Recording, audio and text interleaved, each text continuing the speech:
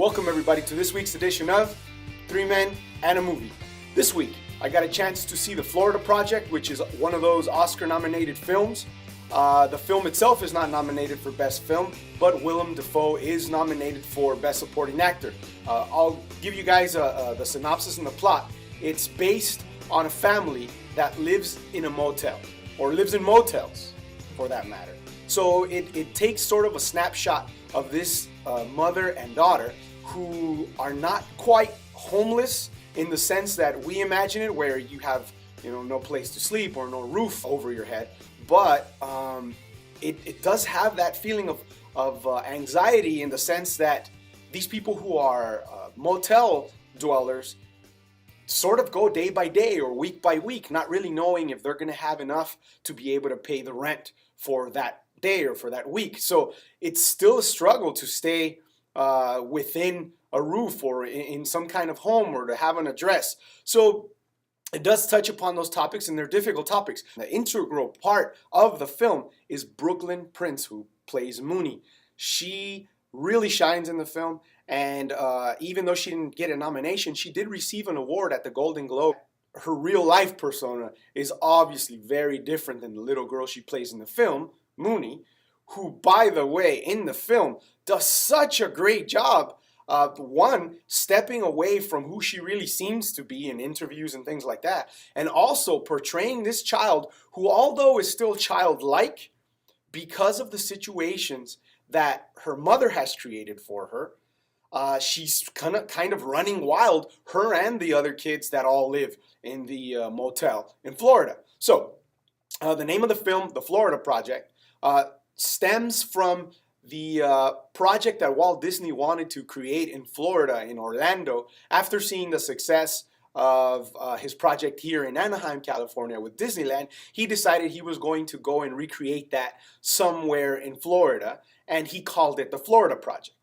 At the same time, these motels that people live in are sort of like housing projects in the sense that usually it's low income or government assisted living there in those dwellings, and also the people that live there sort of do have the same common characteristics of someone who would live in a housing project, in the sense that they do need help and they do live day by day, and there's sort of a criminal undercurrent there, even though there's a range and a variety of different people that live there, from people who have a daily job to people who are just trying to make ends meet, and so you do have that whole wide spectrum of different reasons why someone would end up in a situation like that. So Mooney, the character of the little girl, gets into a lot of trouble. There's a scene where her and her little friends are having a spitting contest from the second floor of the motel onto someone's vehicle.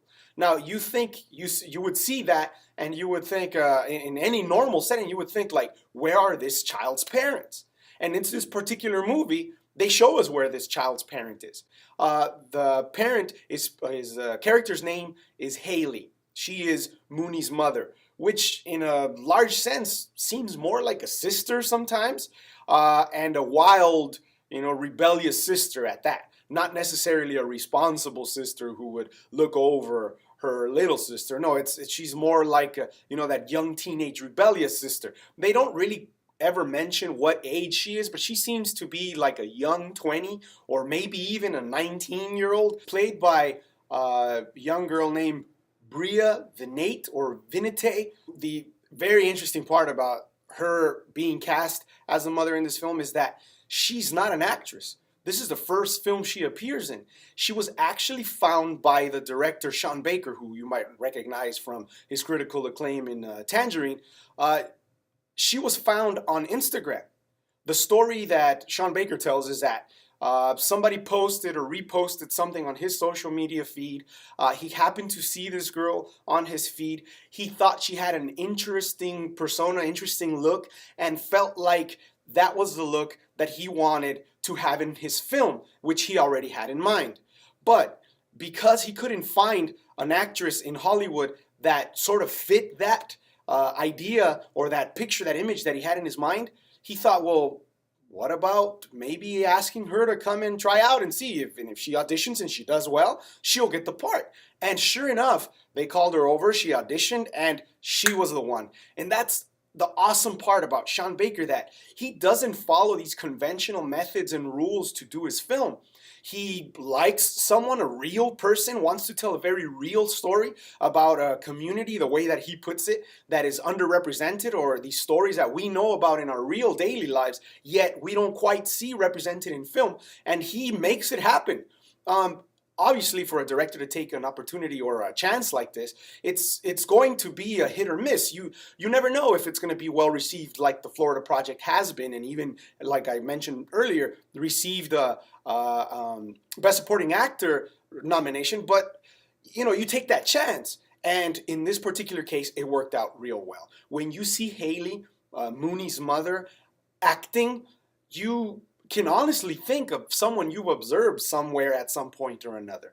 Her look is very distinct. She has piercings and tattoos and sort of not well put together in the sense of how her clothing are arranged. She sort of seems like she's in her pajamas or home or house clothing all of the time. There's one particular scene that is disturbing, to say the least, where Haley decides that she and Mooney are going to take bikini selfies, and she posts them online in her social media page. And I'm sitting there watching the film thinking, I've seen this before, and I can't believe that people can do this with their children. And it's not like it's just some cinematic portrayal, it's real life. And there are people that treat their children not necessarily as their children who they have to look over and take care of, but more like little sisters, as we see in this film, where she's kind of allowed to roam free, and yeah, she gets fed, and yeah, she has a place to stay, but really the mom is really thinking about how she's going to survive and not really able to focus on what she's going to do with her child, and even worried about the child's upbringing. Ends up becoming more of an accessory than really her child who she's supposed to look over and take care of. This film is very real, very raw, very right now, where if you were to go to certain areas in your own city, you could find people just like Haley, just like Mooney, and maybe even just like Willem Dafoe, who plays Bobby, and I've mentioned that he's nominated, and I haven't talked about his character yet. So Bobby seems to be the center of it all. He is the manager of the motel, and he sort of kind of keeps it together. In that whole world of chaos and of inconsistency, Bobby's character, Willem Dafoe, really keeps it together for everybody, and is sort of a pillar of responsibility, guardian angel to all these children. I will say pay for it as well, because I streamed it through Amazon, and it was about a $6 rental for the film, but it was well worth it. Check out the film, and then also, for your own benefit of the enjoyment of the film, check out some of the interviews of the kids that are in the movie. See how they are in real life, so that you could see the true stretch and the true comparison between the real life personas and the characters that they play in the film. And also maybe check out some YouTube interview of Shaun Baker, where he really talks about his idea behind the film, and maybe some of the little parts that you might come to appreciate that much more once you watch the film. If you have children, you're going to have to really make a decision of whether or not you will allow them to see it. This has been another edition of 3 Men and a Movie.